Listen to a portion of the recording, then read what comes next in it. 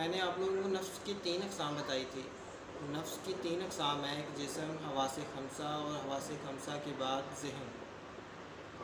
آج ہم حواس خمسہ اور ذہن کے بارے میں تھوڑا سا ڈسکس کریں گے کہ حواس خمسہ میں جیسا کہ آپ کو پتہ ہے آپ کے باڈی کے 5 استعمال آتے ہیں، جیسے کان، آنکھ، ناک، زبان اور جسم کو چھونا، جس سے محسوس ہو کہ کسی نے مجھے ٹچ کیا، سینس ہونا۔ تو جیسے آپ کسی غلط چیز کو دیکھتے ہو، آپ کی آنکھ کسی غلط چیز کو دیکھتی ہے، میں صرف آپ کو آنکھ کی مثال دینے لگا ہوں۔ جو آنکھ کی مثال دینے لگا ہوں، یہ تمام جو آپ کی باقی باڈی کے حواس خمسہ کے 4 حصے ہیں ان کی تصدیق کرتے ہیں، ان کی مثال بھی اسی کی جیسی ہے۔ آپ کی آنکھ جب کسی گندگی کو دیکھے گی، جب آپ کی آنکھ کسی برائی کو دیکھے گی، تو آپ کسی کی طرف آنکھ اٹھا کے دیکھو گے، آپ کا ذہن اسی کے مطابق منصوبہ سازی تیار کرے گا۔ جیسا کہ آپ کسی فرنیچر والے کے پاس چلے جاتے ہیں اور آپ کو وہاں پہ ایک صوفہ پسند آ جاتا ہے، تو پیر اجمل صاحب فرماتے ہیں کہ صوفہ پسند آ گیا، آپ کو صوفہ پسند آنے کے بعد آپ سوچو گے، منصوبہ کرو گے، منصوبہ سازی کرو گے کہ کیا یہ صوفہ میرے گھر میں کسی کونے میں ایڈجسٹ ہو جائے گا۔ پلان تو کرو گے نا۔ تو جب آپ پلان کرو گے آپ کو معلوم ہوگا کہ ہاں یہ کسی کونے میں ایڈجسٹ آ جائے گا یا نہیں آئے گا۔ پلان کیا آپ نے، سب سے پہلے ذہن میں سوچا، اس چیز کی پلاننگ کی ہے۔ جب آپ اپنی آنکھ سے اسی طرح کسی برائی کو دیکھتے ہو، کسی ایسی چیز کو دیکھتے ہو جو آپ کے ذہن میں گندگی پیدا کر دے، تو آپ کا ذہن اس کے مطابق پلان بنائے گا، اور پلان بنانے والا آپ کے ذہن میں آپ کا نفس ہوگا۔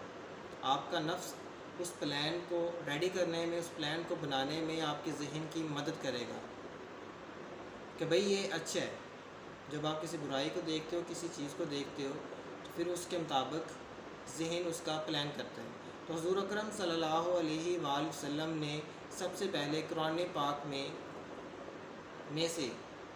میں سے ہمیں سب سے پہلے اس چیز کا حکم دیا ہے کہ تم اپنی نظر کو نیچے رکھو، تم اپنی نظر کو نیچے رکھو۔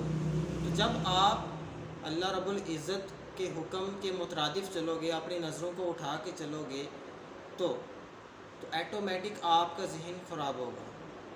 جب آپ کا ذہن خراب ہوگا تو آپ کو اس کے بدلے میں آپ کی جو گندگی آپ کے ذہن کی ہے اندر، اللہ تعالیٰ آپ کے چہرے پر سے نور کو ہٹا لے گا۔ تو حضور اکرم صلی اللہ علیہ وآلہ وسلم فرماتے ہیں کہ مومنو، اپنی نظر کی اور اپنی شرمگاہوں کی حفاظت کرو۔ اگر آپ کی نظر خراب ہوگی، آپ کا دماغ خراب ہو گیا، آپ کا ذہن گندگی سے بھر گیا۔ تو اللہ تعالیٰ جس کا ذہن گندگی سے بھر جاتا ہے، اس کے ذہن کی وجہ سے اس کے چہرے پر سے نور کو اٹھا لیتا ہے، وہ بے نور ہو جاتا ہے، اور آپ پلید ہو جاتے ہو، اور آپ ناپاک ہو جاتے ہو۔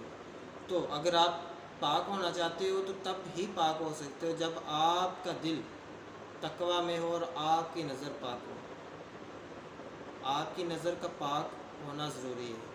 حضور اکرم صلی اللہ علیہ وآلہ وسلم کے فرمان کے مطابق اللہ تعالیٰ، حضور اکرم صلی اللہ علیہ وسلم نے قرآن مجید کا سب سے پہلے جو حکم ہمیں دیا تھا، دوبارہ سے بتا رہا ہوں، حضور اکرم صلی اللہ علیہ وسلم نے جو حکم ہمیں قرآن پاک کا سب سے پہلے سنایا تھا، وہ حکم یہ تھا کہ مومنو، اپنی نظروں کو نیچے رکھو، اپنی نظروں کی حفاظت کرو۔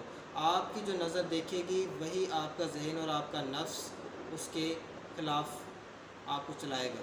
آپ کی جو نظر سے کام کرے گی، آپ کا نفس اس کے سسٹم کے لحاظ سے آپ کے ذہن کو پیغامات دے گا۔ اور یہ یاد رکھیے گا کہ انسان کے صرف 2 ہی دشمن ہیں، ایک نفس اور شیطان۔